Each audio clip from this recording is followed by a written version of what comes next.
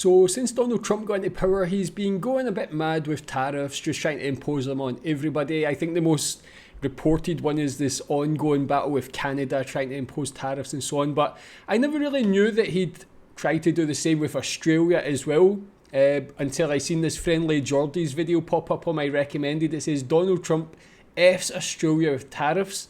So yeah, thought what a better way to learn about it than Friendly Jordies, who I love his videos, man. He's such a good guy. So watch this, go subscribe to his channel. I'm sure you probably already do, but let's learn about it. You can tell me more about it. How's it being reported in Australia? What tariffs are actually being imposed? What are they being imposed on? But yeah, let's learn with this one first. Hey, did you hear about these tariffs? It's very troubling, isn't it? So troubling that we're going to have to do an impromptu Friendly Jordies video, and you can tell that it's really impromptu because I embarrassingly have this in the background, as if this channel wasn't autistic It's like a enough. Mario room.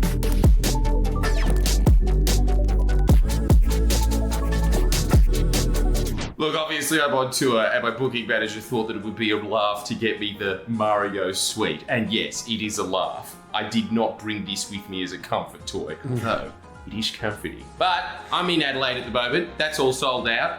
Rest of the tour Where is of this in Adelaide? is in the description below. Let's get into it. In case you haven't heard, because you don't watch ABC 24 hours a day, which shame, you have to keep up to date with these things, don't you? 25% tariffs on steel and aluminium. Yes, we did not meet the exemption of Trump putting tariffs on everyone on the planet, it seems. The shock, according to the Liberal Party.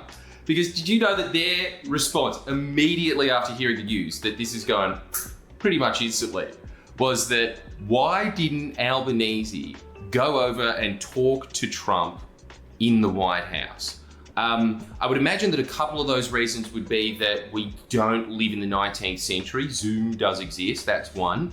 The second one would be that we have ambassadors. The third would be, you all saw Keir Starmer try to butter him up. It is my pleasure to bring from His Majesty the King a letter. He had an official letter from the King, a very rare Harry Potter letter from the King. Yeah, the most beautiful scroll. I wouldn't be surprised if it actually was magic. I wouldn't be surprised if it was signed off by the Minister of Magic. He didn't get an exemption. What do you think Albo's going to do? Go over there and be like, you want to try some veggie, mate? It tastes bad. Yeah. You're not going to put a tariff on that as well, are you? Obviously, no one can talk sense into Trump when it comes to tariffs. That's the point, isn't it? Like, even if their neighbour, their closest ally, their biggest trading partner in Canada, even if they can't not be tariffed, then it's going to be hard for anybody else to change Trump's mind. Like, do you think this is just solely Trump making these decisions? Do you think it's people behind them?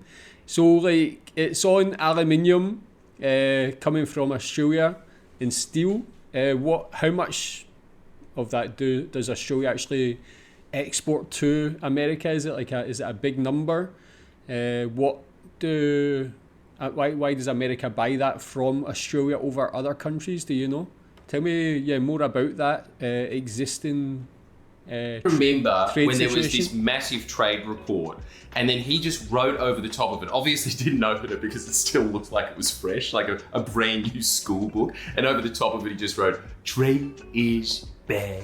How are you supposed to get an exemption out of that guy? They tried.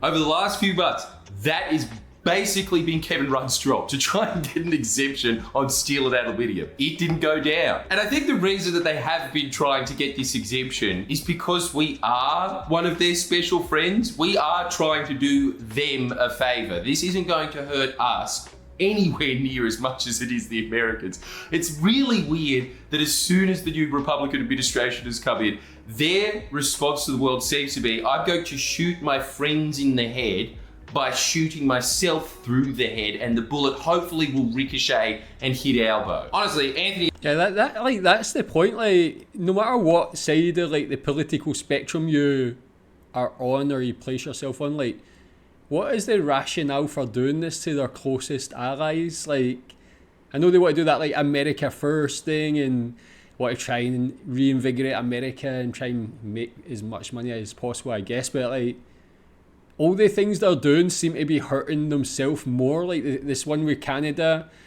they're losing so much money through like Canadians just boycotting American travel, American products, all this sort of thing. Like, what's their long-term thinking here, do you think, if there is any? Hit Albo. Honestly, Anthony Albanese, as usual, has been playing the I'm a very sensible adult role impeccably, with the surprising added twist of this grey bureaucrat finally getting some Albo Rabideau's flair into him.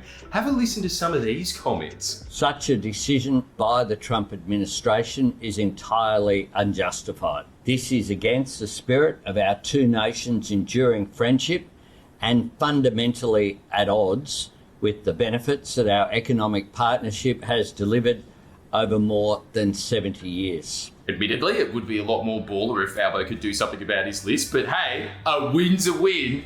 He is looking like the tough on our enemies candidate. This is so weird. The Trump factor. The fact that all across the planet, you've got the Canadian Liberals, the British Labour Party, now in Australia, for the first time ever, it's the Labour Party equivalent. They're the tough guys. While on the other side, you have people like Dutton, who just has the natural advantage of looking like Peter Dutton. On top of the fact that he's in the Liberal Party. He's supposed to be the like, yeah, we're going to take on our enemies. But because now America has just decided, no, we're your enemy. It's really hard to walk back 50 years of relentless American simping. It's just not going to happen overnight. He has that image now. In fact, he was really pushing that through the whole, oh yeah, Australia needs its own Doge, purely because Gina Reinhardt opened up a Twitter feed that day. Like, yeah, Doge, I get it, it's your meme coin. Look, we've got a video on Doge coming out that is not impromptu, so we won't go too far into that. Obviously, there's going to What do Australians think about Doge, like, as a concept of trying to, like, if what they're actually doing is correct and trying to, like, root out wastage in government and stuff like that? For me, I actually don't mind it. I think it's a good thing. Like, definitely when I look at the British government and what's went on over the last 10 years, there's definitely been a lot of bad decisions and a lot of wastage. Is it the same in Australia? Do you think you could it would be good to have, maybe it doesn't need to be branded like Doge and have people as like up front as Elon Musk or anything like that, but do you think it's like a good thing? be a couple of fake or would it be needed in Australia? uncles that love Trump. The general electorate of Australia, however, does not. They would not have elected Donald Trump. And so Peter Dutton has to reckon with the fact that, yes, he does have to pander to that Sky News audience, but also does have to be appealing somehow to a broad base of the electorate that isn't into him. And this is getting worse now because now Donald Trump is actively interfering with the Australian government and its place in the world. So when you look at Dutton on one side, and then you look at Anthony Albanese on the other, and we have an election coming up very quickly. Couldn't have come at a better time, really, could it, for Albo? This is God's mana. I think that it is obviously going to have a similar effect to what you are seeing in Canada. Obviously not to the same degree, because he's not saying, and also we're going to make Australia the 52nd state. Why not? I mean, Hawaii's one. But it's going to have that same knock-on effect of the electorate that already is primed not to like Donald Trump. They are going to be looking at this and thinking, oh, why would we get a mini-me Donald Trump elected? Why would we be doing that? Especially when he is menacing around. He is being menacing to Australia now.